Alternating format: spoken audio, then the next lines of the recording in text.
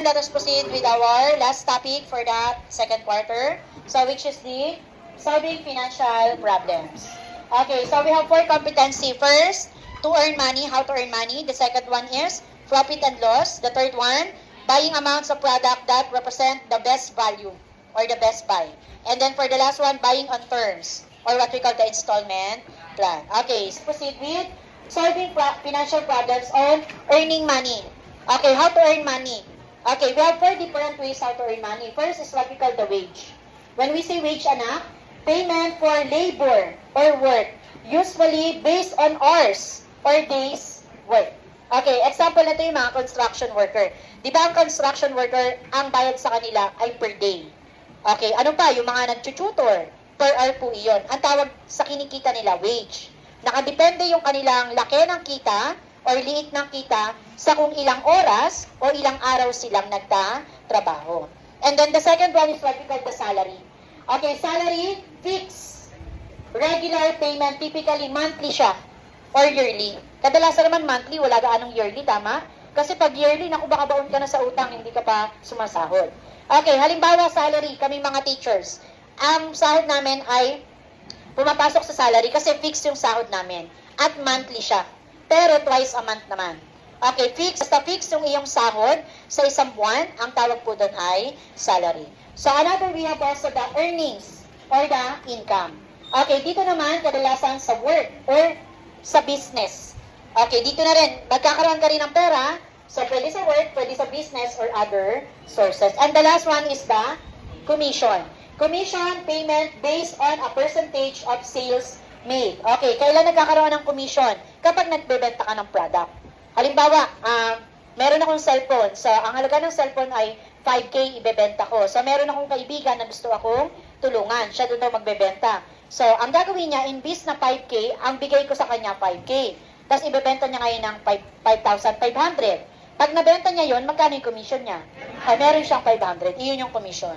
So, meaning, nagkakaroon ng commission kapag ang isang tao ay magaling mag-sales talk. Okay, saan malaki ang commission? Kapag naka-ahinti ka ng bahay, ng lupa, ng sasakyan, dun yung malalaki ang commission. Okay, so proceed tayo na common formulas on earning money. So first is the wage. Paano ba kino-compute kung magkano yung sasahuran per hour or per day? Ito po yan. Wage is equal to the rate, kung magkano yung sahod mo per day o kaya per hour, times the number of hours. So ito po yan. Rate per day or per hour times the number of hours or days work. And then we have also the commission. Paano kino-compute ang commission?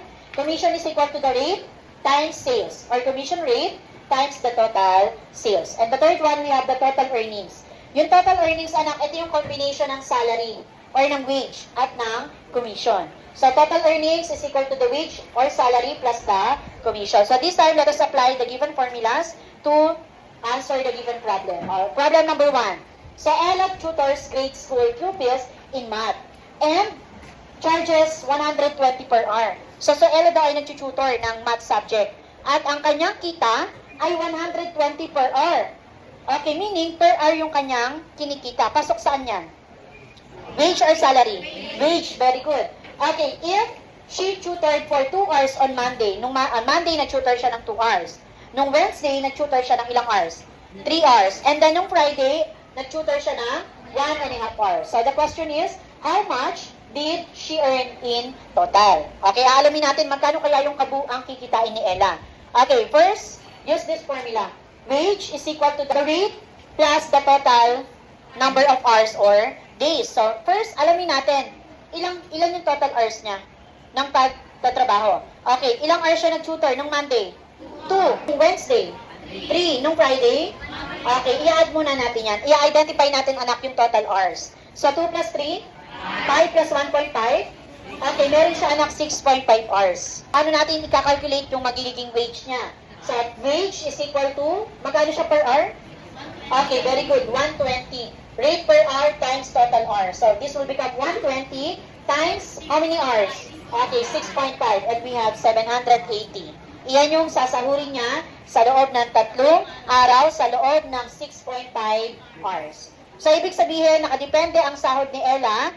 Kung mas mahabang oras, mas malaki ang kanyang kikitain. Nakadepende sa oras yung kanyang sahod. Do you understand? So this is an example of wage. Wage is equal to rate per hour times the total hours.